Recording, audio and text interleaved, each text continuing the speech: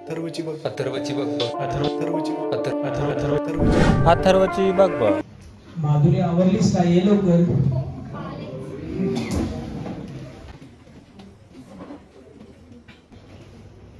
बराबर नाश्ता करून घे, आपल्याला शाळेला परत जायचं आहे. आज टिफिन पूर्ण फिनिश करून यायचं हा तू. दरवेळी सारखं तसंच ठेवायचं नाही. आज टिफिनला शेवग्याची भाजी दिलेली आहे तिला, ते पूर्ण फिनिश करून यायचं.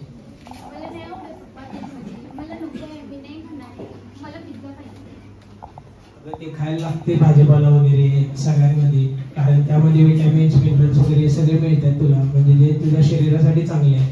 मी परवा न्यूजपेपर मध्ये एक वाचत होतो. पण पप्पा पिझ्झा पण तर हेल्दी असते ना, त्यामध्ये पण तर शिमला मिरची असते आणि चीज पण असते. तसं नसते ते, त्याचं बेस जो असतो तो ब्रेड म्हणजे मैद्यानं बनलेला असतो, आणि ते कशानं ते इंग्रेडियंट्स वगैरे काय आहे ते आपल्याला अजून माहित नसते. त्यामुळे आपण सांगू शकत नाही की ते हेल्दी आहे का कसं आहे. पण तरी पण नको, मला नाही खायचं पप्पा.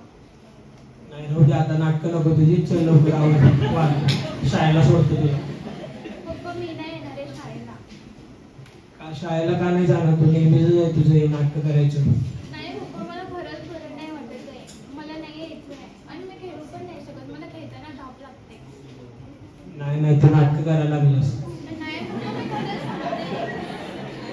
बरं ठीक आहे, आज तू सुट्टी घे. खरं आपण डॉक्टरला जाऊन कन्सल्ट करून येऊया, एकदाच तुझा विषय संपून टाकू.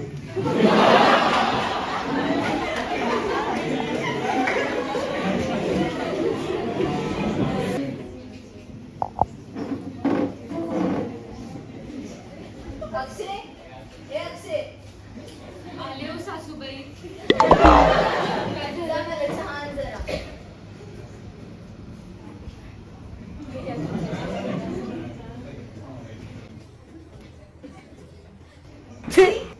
काय चहा केलायस अक्षरा? काय झालं आता परत? कसलं चहा केलायस ना? त्याच्यात साखर आहे काही सगळं पाण्यासारखंच. आणते परत करून. तुमच्या बहिणांनी जेवण देत आहे ना, पाणी प्यायलंय. दिवसभर नुसतं काम आणि फक्त काम. रात्रीची झोप नाही आणि आजारी पडल्यावरती नुसतं दवाखाने नाही, आणि त्यांच्या देवधर्माच्या कामात नांदे मटणाच्या जेवणाला शिवलं सुद्धा नाही.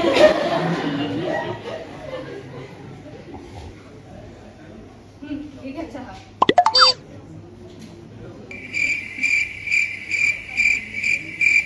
बाई बिस्किट पण नाही आणलं.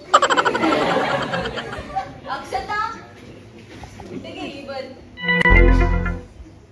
अगे नाटक नको करू नेहमीप्रमाणे. उठ, माहितीये मला नाटक करतेय. उठ अक्षता, उठ. अक्षता, अक्षता काय होतं तुला? मला बरं नाही वाटत, तुमचा त्रास घेतला मला. चल मग आपण दवाखान्यात जाऊ. चल. आहे त्यामध्ये डॉक्टर आदित्य आणि इंटर्न शुभम, संकेत, प्रतिष्ठा आणि आदिती, आणि लॅब टेक्निशियन म्हणून ऋषिकेश.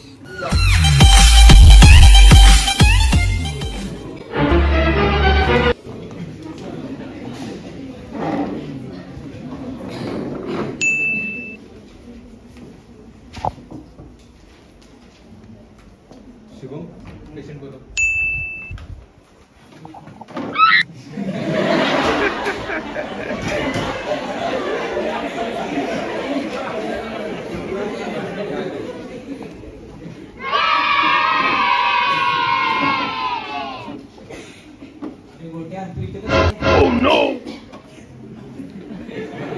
काय झालं?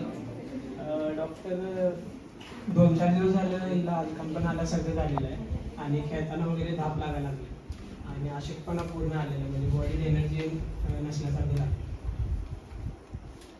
नाव काय बाळ तुझं? माधुरी. वजन किती? 40-41 किलो.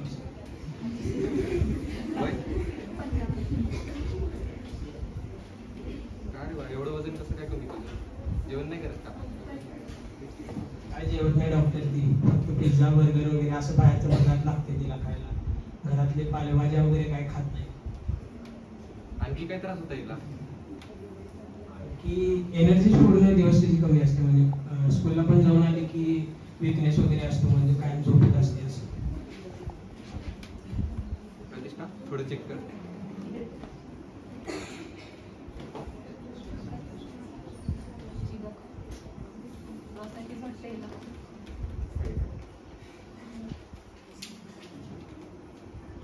आपण हिला CBC टेस्ट करायला देऊ. तेवढी एक टेस्ट करून या, नंतर आपण बघू काय करायचं. साईडला लॅबोरेटरी तेवढं चेक करून या. ठीक आहे. शुभम नेक्स्ट बोलो. बोला काय झालं?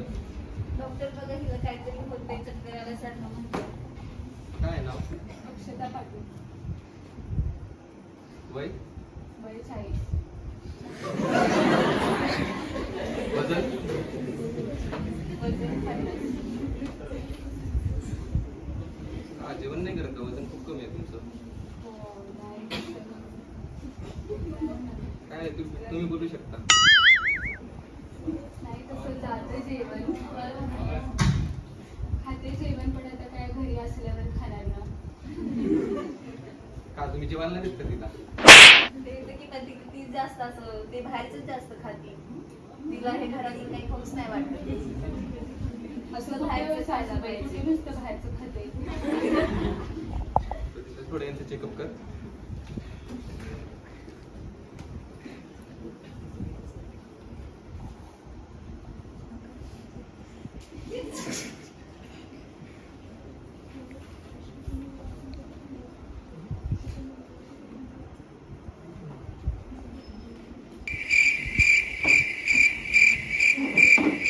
काम काय करता?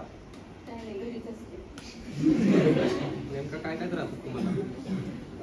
काय नाही, डोकं दुखतं, छातीत जरासा त्रास होतो, परत थकवा खूप लागतो, अशक्तपणा आहे, मळमळण्यासारखं पण होतं, जेवण जास्त करायचं. तिला सारखी असं चक्कर आल्यासारखं म्हणते. मी बोलू की नको? थोडा हात बघू तुमचा. आपण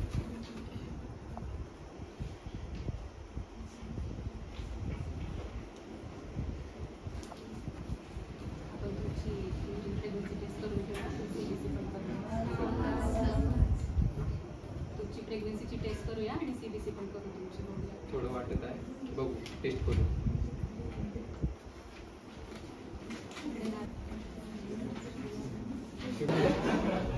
डॉक्टर रिपोर्ट सर हा कसला रिपोर्ट आहे? हा CBCचा आहे. त्यामध्ये HB कमी वाटते. व्हिटॅमिन B12 पण कमी आहे, त्यामुळे यांना वाटू शकतो यांना मेगालोब्लास्टिक ॲनिमिया होऊ शकतो. झालेलंच आहे, कारण की व्हिटॅमिन B12 हा कमी झालेला आहे यांचा. डॉक्टर हे काहीतरी सिरियस आजार आहे काय? नाही सिरियस तर तसं काही नाही, कॉमनच असतो. वुमनमध्ये हा कॉमन असतो, तेवढं काही नाही. जास्त टेन्शन घेण्यासारखं काही तेवढं नाही आहे. आपण याला प्रॉपर एक डाएट देऊ. वेट यांची BP चेक कर.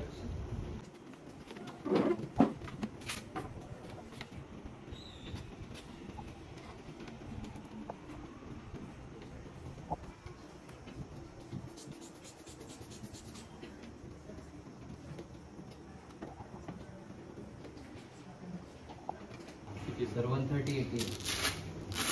BP तशी नॉर्मल आहे, नॉर्मल रेंज. त्याचं काही टेन्शन नाही तेवढं. आपल्याला प्रॉपर एक डाएट प्लॅन करू. डाएटनुसार हिला थोडं तसं जेवण द्या. शुभम पाणी सुद्धा हे करू शकतो. रेग्युलर आहेत का? मेन्सेस रेग्युलर आहेत का तुझे? जास्त ब्लिडिंग वगैरे होते का? शुभम यांना डाएट सांग. दीदी व्हेज खाते का नॉनव्हेज असतं?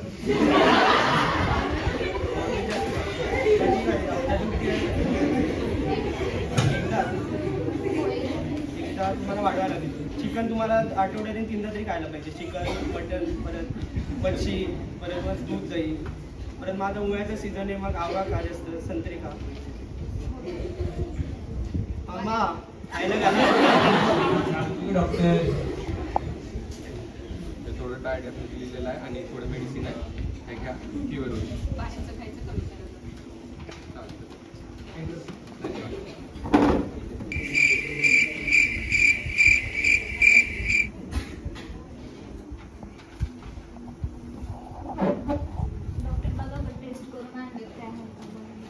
पॉझिटिव्ह आहे प्रेग्नन्सी टेस्टची. वाटलंच होतं.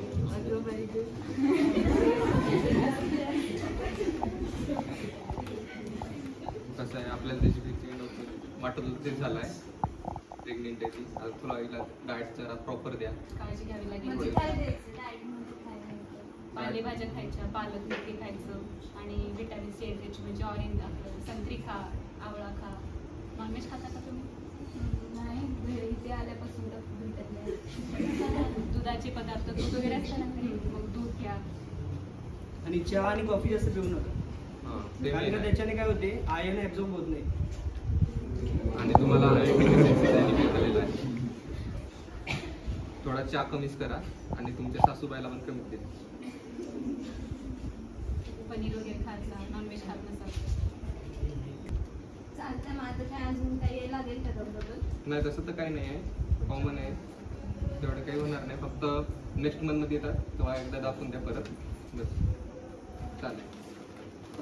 ॲनिमियाच्या आत्ता मी कॉजेस, डायग्नोसिस आणि कॉम्प्लिकेशन सांगणार आहोत. सगळ्यात अगोदर कॉजेस, जसं की आपल्याला माहिती आहे की anaemia mostly healthy red blood cells नसल्यामुळे होतो. त्याचे मेन 3 कॅटेगरीज आहेत. एक ब्लड लॉस, दुसरं RBC डिस्ट्रक्शन, RBC प्रोडक्शन कमी होणं आणि तिसरं म्हणजे RBC डिस्ट्रक्शन इन्क्रीज झाल्यामुळे. सगळ्यात पहिल्यांदा आहे की ब्लड लॉस. ब्लड लॉसमध्ये हेवी मेन्स्ट्रुअल पिरियड्स, त्यानंतर नाही की गॅस्ट्रोइंटेस्टाइनल ब्लिडिंग असेल, ट्रॉमा किंवा सर्जरी किंवा फ्रिक्वेंट ब्लड डोनेशन केल्यामुळे सुद्धा ॲनिमिया होण्याची शक्यता आहे. दुसरं कारण म्हणजे RBC प्रोडक्शन कमी झाल्यामुळं त्याच्यामध्ये न्यूट्रिशनल डिफिशियन्सी असू शकतात. सगळ्यात पहिल्यांदा iron deficiency, vitamin B12, folate deficiency असू शकते. त्यानंतर क्रोनिक डिसीजेससुद्धा जसं की किडनी किंवा कॅन्सर, इन्फेक्शन्स यामुळे सुद्धा ॲनिमिया होण्याची शक्यता आहे. तिसरं आहे की इन्क्रीज RBC डिस्ट्रक्शन, त्याच्यामध्ये ऑटोइम्युनी हिमोलायटिक ॲनिमिया, सिकल सेल ॲनिमिया यासारखे कॉजेस असू शकतात. त्यानंतर आहे की वयानुसार सुद्धा त्याची कारणं बदलतात. सगळ्यात पहिल्यांदा आहे की लहान मुलांच्या मध्ये पुअर न्यूट्रिशन, जेनेटिक कंडिशनसुद्धा असू शकतात, फ्रिक्वेंट इन्फेक्शन असेल त्यामुळे. त्यानंतर टीनएजर्समध्ये विशेषतः मुलींच्यामध्ये हेवी मेन्स्ट्रुअल ब्लिडिंगमुळं आयर्न लॉस होतो. त्यानंतर स्किपिंग मील्स आणि पुअर डाएट म्हणजे ज्याच्यामध्ये जेवण चुकवणं आणि म्हणजे पोषणयुक्त आहार न घेतल्यामुळे सुद्धा टीनएजर्समध्ये ॲनिमिया होण्याची शक्यता आहे.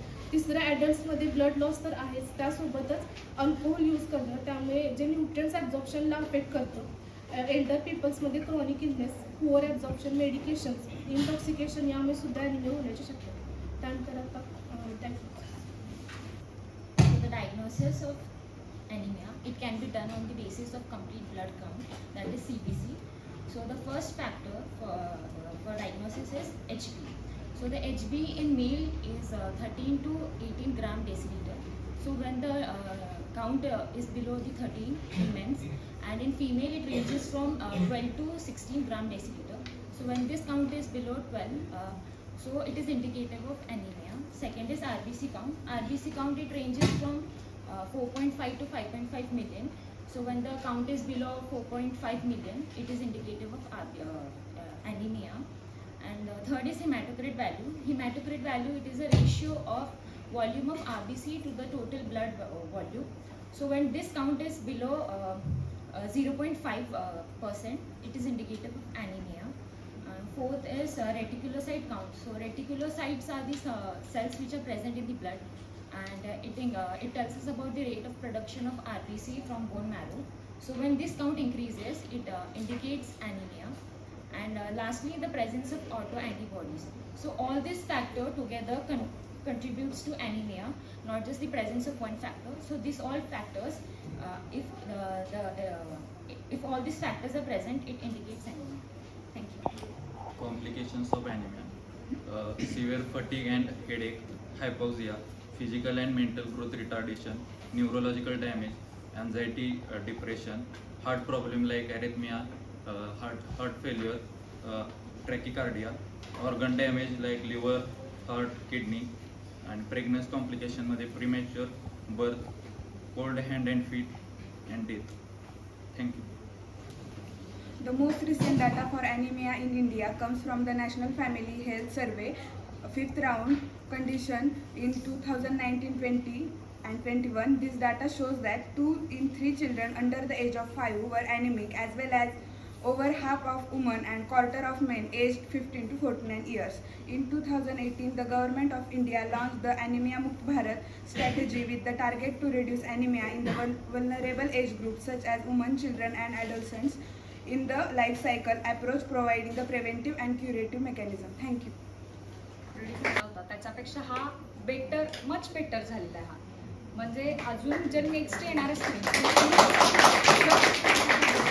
त्याच्यापेक्षा स्टँडर्ड त्यांचा रीच केला पाहिजे. लक्षात आलं का? म्हणजे ह्याच्यामध्ये 2 सिनेरियो दाखवले की ॲडल्टसंट गर्ल्समध्ये कसं दाखवतात ॲनिमिया, आणि जे फिमेल्स आहेत 40 अबाव किंवा ज्या मिडल एजच्या फिमेल्स आहेत त्याच्यामध्ये कसा ॲनिमिया होतो. आणि सिनेरियो काय दाखवलाय? Lack of nutritions. लक्षात आलं का? जे ॲडल्टसन्समध्ये नेहमीच असतं की आपण बाहेरचं किंवा फास्ट फूड वगैरे हे सगळं इंटेक करत असतो, पण females are facing more. Why? They are not taking care of herself. हे आता ह्याच्यातून दिसलेलं आहे की मोस्ट ऑफ ज्या कंडिशन्स आहेत त्या कंडिशन्समध्ये काय दाखवलेलं जातं की जे काही शिळं उरलेलं आहे, आधीचं काहीतरी उरलेलं आहे, वेस्ट, म्हणजे वेस्ट म्हणायचं नाही ते, बट इट इज वेस्ट, ते फिमेल्स इंटेक करतात की वेस्ट होऊ नये ते प्रोडक्ट आपण केलेलं. त्यामुळं आपण जास्त करून फिमेल्सनी जागरूक राहणं, अवेअरनेस राहणं महत्त्वाचं आहे की सेल्फ हेल्थ किती महत्त्वाची आहे याच्यामध्ये. ॲनिमिया असू दे, बाकी कोणतेही आजार असू देत, पण फिमेल्स घरातल्या ज्या आई असतील किंवा काकू असतील, मोठ्या कोणी असतील, आजी वगैरे, तर ह्यांनी सेल्फ पहिलं हेल्थ काय महत्त्वाची आहे. आपलं हेल्थ जर चांगलं असेल तर आपण डेफिनेटली पूर्ण घराची हेल्थ व्यवस्थित ठेवू शकतो. हे त्याच्यातून दाखवलं पाहिजे. लक्षात आलं का? की नाहीतर आपणच काहीतरी उरलेलं सुरलेलं खायचं आणि आपली हेल्थ आपण खराब करून घ्यायची, कुठला तर सिव्हिअर डिसीज त्याच्यामुळे होऊ शकतो. तर हे अवेअरनेस सगळ्यांच्या घरामध्ये पहिल्यांदा पाहिजे. त्याच्यानंतर मग आपण वेस्ट प्रोडक्ट जे काय उरलेलं आहे त्याचं आपण म्हणजे एकतर करायचंच नाही जास्त, हे मला म्हणायचं. जे काय आपल्याला करायचं आहे तर तेवढ्या पुरतं क्वांटिटीमध्ये आपण करू शकतो. आणि जर खूपच आपल्याला वाटलं तर त्याचं ते किती लेवलपर्यंत ते डॅमेज झालेलं आहे किंवा खराब झालेलं आहे तर त्याचे पदार्थ न खाल्लेलेच चांगले, की आपली हेल्थ चांगली ठेवण्यासाठी. शेवटी पैसा वगैरे ह्या ज्या गोष्टी आहेत ह्या सेकंडरी लेवलला आहेत, प्रोफेशन, आणि ह्या फर्स्ट लेवलला हेल्थ इज व्हेरी इम्पॉर्टंट. त्यामुळे हेल्थला प्रायोरिटी सगळ्यांनी दिली पाहिजे. आणि फर्स्ट ऑफ ऑल सगळ्या वुमन्सनी पहिल्यांदा हेल्थला प्रायोरिटी दिली पाहिजे, तरच आपण कुठेतरी पुढे जाऊ शकतो, चांगलं हेल्दी जीवन जगण्यासाठी पुढे जाऊ शकतो. लक्षात आलं का? छान केलं, मस्त केलं.